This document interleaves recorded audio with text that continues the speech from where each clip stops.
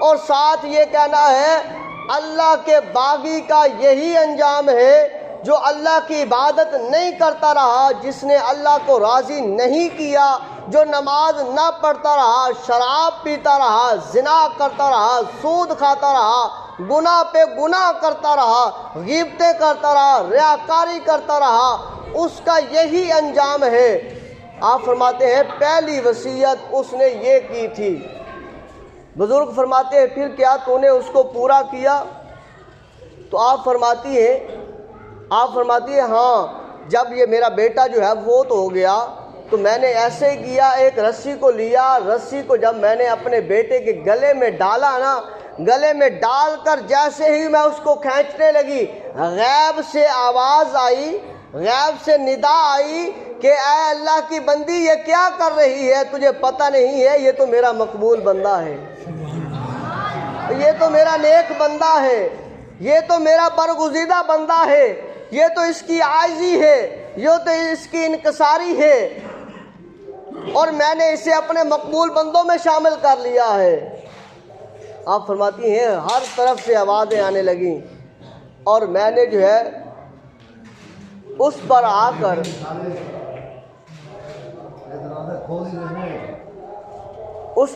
میں نے جو ہے وہ توبہ کی، اور پھر میں نے اسے لیا اور لے کر میں جو ہے اس طرف آئی۔ توجہ فرمائیں، یہ آخری تقریباً 2 سے 3 منٹ ہے، صرف 2 سے 3 منٹ ہے۔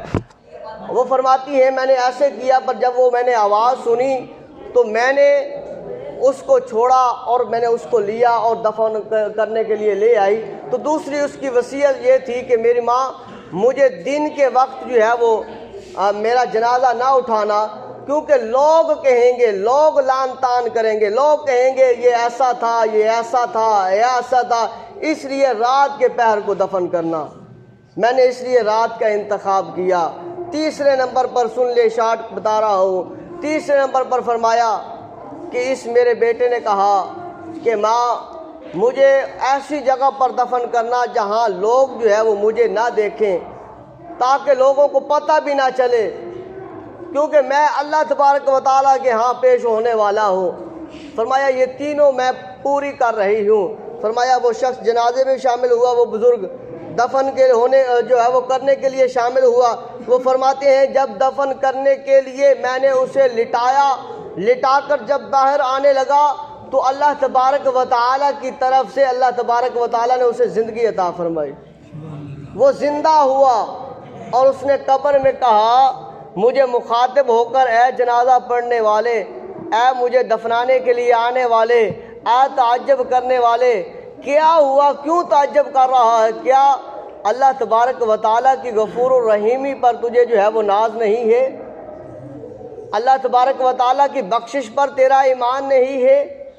اللہ تبارک و تعالیٰ رحمان ہے، معاف کرنے والا مہربان ہے، کیا تیرا اس پر یقین نہیں ہے؟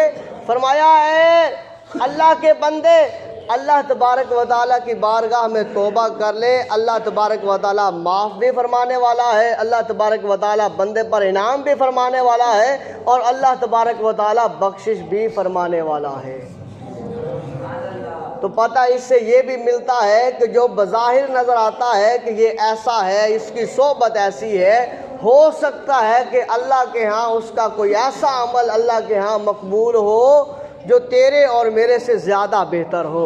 اللہ کی پاک بارگاہ میں دعا کرتے ہیں کریم اللہ ہم سب کو اپنے گناہوں کی معافی مانگنے والا اور صراط مستقیم پر چلنے والا بنائے۔